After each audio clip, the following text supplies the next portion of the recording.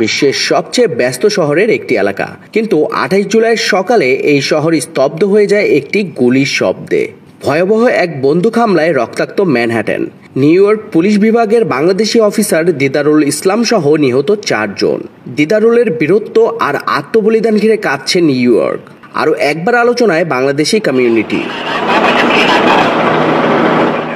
ঘটনার শুরু একাধিক সন্দেহভাজন ব্যক্তি নিয়ে। সকাল 8:45 ম্যানহাটনের একটি বাণিজ্যিক ভবনে ঢুকে এলোপাতাড়ি গুলি চালায় 39 বছর বয়সী শেন তামুরা। হামলার সময় ভবনের ভিতর ছিলেন পুলিশ অফিসার দিদারুল ইসলাম, যিনি সেই মুহূর্তে অফ ডিউটি হলেও নিজের ইউনিফর্ম পরে নিরাপত্তার দায়িত্ব পালন করছিলেন।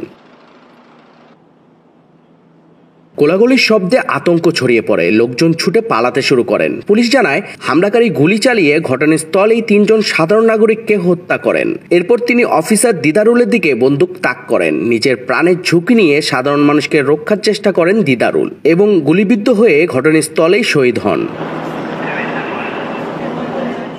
ডিউটিতে থাকা দিদারুল নিজের জীবনের কথা ভুলে জনতাকে নিরাপদ রাখতে এগিয়ে যান। প্রতিপক্ষের গুলিতে তিনি গুলিবিদ্ধ হন। তার সহকর্মীরা জানিয়েছেন, তিনি শেষ মুহূর্ত পর্যন্ত চেষ্টা করেছেন হামলাকারীকে ঠেকাতে।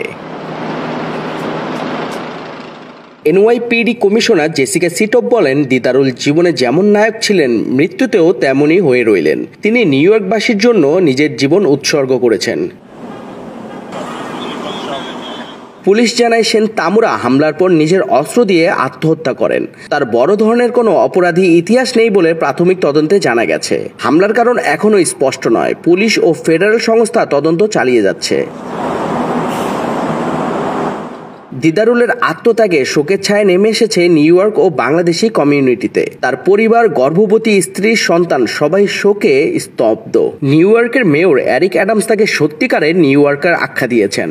সোশ্যাল মিডিয়া ও কমিউনিটিতে শোকের ছায়া। কুইন্স সোমরিম নামে একটি স্বেচ্ছাসেবী সংগঠন